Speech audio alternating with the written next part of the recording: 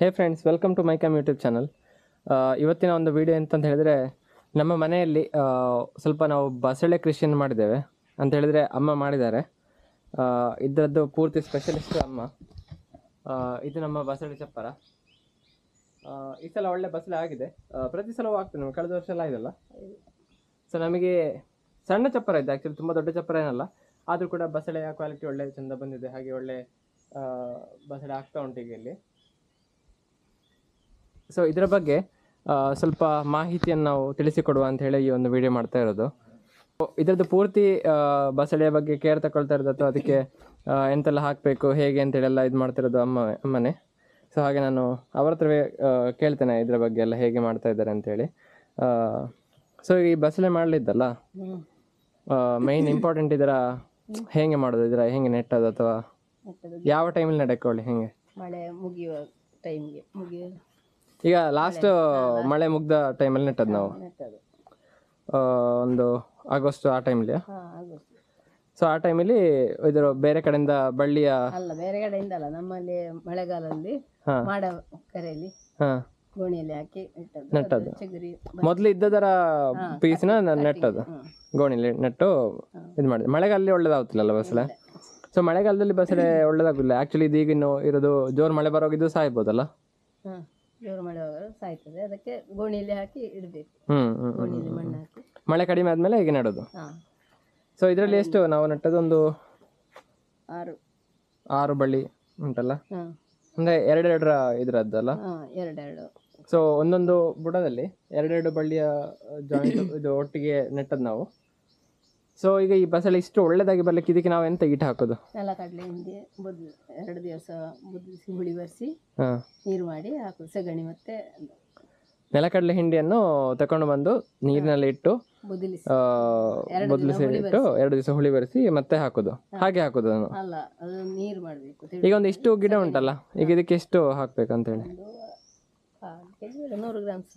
100 grams ನೆಲಕಡಲೆ ಹಿಂಡಿ 2 ದಿವಸ ಹುಳಿ ಬರಿಸಿ ಇದಕ್ಕೆ ಹಾಕಿದ್ರೆ ಆಯ್ತು. ಸಗಣಿ ಒಟ್ಟಿಗೆ ಮಿಕ್ಸ್ ಮಾಡಿ, ಹಸಿ ಸಗಣಿ. ಮತ್ತೆ 15 ದಿವಸಕ್ಕೊಮ್ಮೆ ಉಪ್ಪು ಹಾಕ್ಬೇಕು. ಉಪ್ಪು ಹಾಕುದಾ? ಉಪ್ಪು ಯಾಕೆ ಹಾಕುದು? ಅದು ಅದರಲ್ಲಿ ಹೊಟ್ಟೆ ಬಿಡುವುದಕ್ಕೆ. ಕೆಂಪು ದಡಿ ಕೆಂಪು ಆಗ್ತದೆ. ಸೊ ಅದಕ್ಕೆ ಉಪ್ಪು ಹಾಕ್ಬೇಕು ಬುಡಕ್ಕೆ. ಎಷ್ಟು ಹಾಕ್ಬೇಕು ಉಪ್ಪು? ಒಂದು ಮುಷ್ಟಿ ಉಪ್ಪು. 15 ದಿವಸಕ್ಕೊಮ್ಮೆ ಉಪ್ಪು ಸ್ವಲ್ಪ ಹಾಕ್ಬೇಕು. ಮತ್ತೆ ಬೇರೆ ಎಂತ ಹಾಕೋದು ಇದಕ್ಕೆ? ನೀರು ತುಂಬಾ ಜಾಸ್ತಿ ಬೇಕು, ಹುಳಿ ಮಜ್ಜಿಗೆ ಹಾಕ್ಬೋದು. ಮತ್ತೆ ನೀರು ಜಾಸ್ತಿ ಬೇಕು. ನೀರು ಬೇಕು ಬಸಳೆಗೆ. ಬಿಸಿಲು ಬೇಡ, ಸಾದಾ ಬಿಸಿಲು.